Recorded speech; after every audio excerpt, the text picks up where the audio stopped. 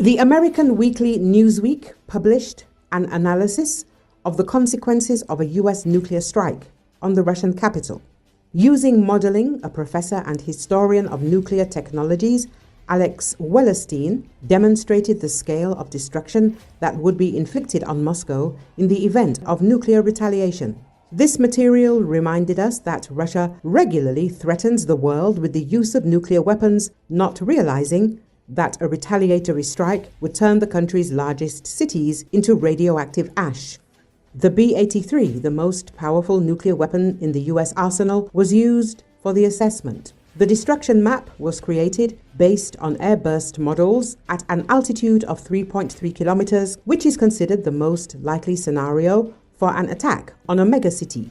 Fireball, 4.1 kilometers radius. Everything within this radius will be vaporized by intense heat, reaching temperatures of millions of degrees. Blast wave radius, 175 kilometers squared. Destruction of buildings, large-scale fires.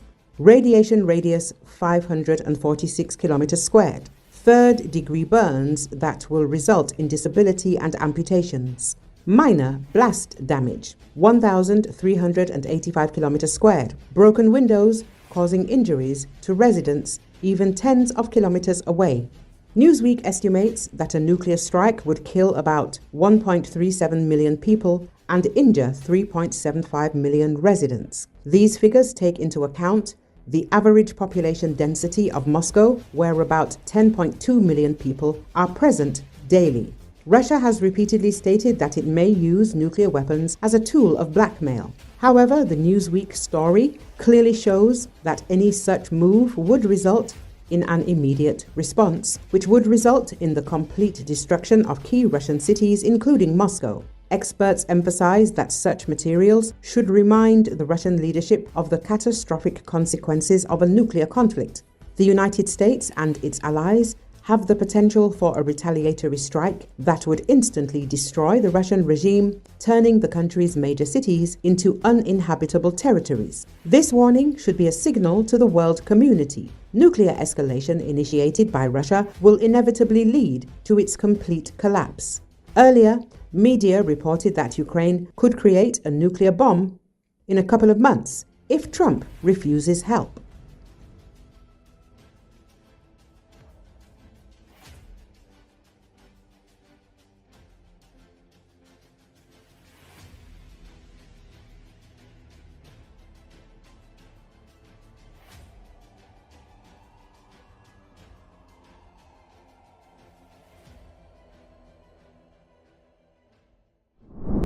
Russia is striking critical substations linked to Ukrainian nuclear power plants in an attempt to shut them down.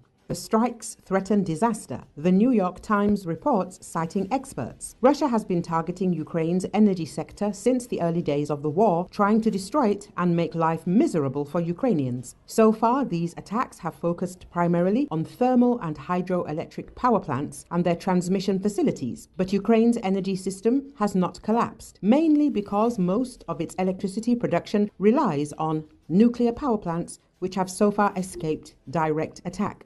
According to the IAEA, since August, Russia has been trying to target power distribution substations associated with nuclear power plants to deprive Ukraine of its last major power generation capacity. According to Sean Burney, a nuclear expert with Greenpeace Ukraine, substations at nuclear power plants not only transmit energy produced by nuclear reactors to the grid, but also feed back electricity to the plants to cool the reactors and spent fuel.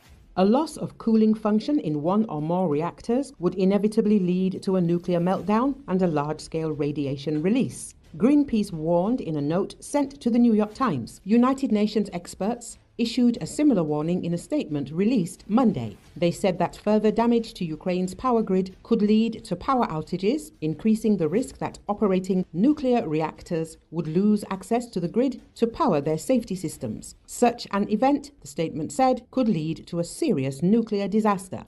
Kiev has tried to persuade the IAEA to send permanent staff to these substations, hoping that their presence will deter Russia from attacking. After all, Russia needs to maintain good relations with the organization to be able to continue exporting its nuclear energy technology. But the IAEA said it could not risk the safety of its staff, so it conducted only one monitoring mission and did not announce any additional visits. Ukrainian government promised that the power would not be cut off to businesses that produce 60% of their consumption volume. According to Prime Minister Shmyhal, Ukraine is currently continuing to export electricity from Europe.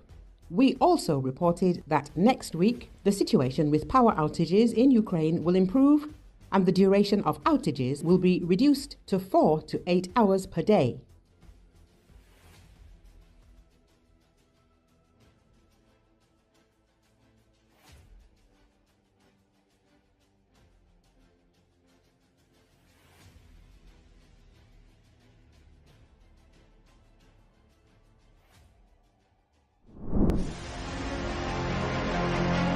At the start of Russia's all-out war, the Russian occupying army established a filtration camp on the premises of a Belarusian state enterprise where Ukrainians were detained and tortured, according to Radio Free Europe, Radio Liberty. Investigations have uncovered a network of filtration camps established by Russian forces in Ukraine and Belarus, where Ukrainian prisoners of war and civilians endure severe human rights abuses, including torture. Reports indicate that these camps are designed to extract information from detainees, many of whom are accused of resisting Russian occupation or labeled as spies, often resulting in forced disappearances. Survivors of Russian and Belarusian filtration camps describe overcrowded conditions, inadequate sanitation, and an atmosphere of fear and violence in such places. The existence of this camp in Belarus was uncovered in an investigation by journalists from the Schemes Project, the Belarusian Investigative Center, Radio Svoboda's Belarusian service, with support from the Reckoning Project for documenting war crimes and the Cyber Partisans hacker group.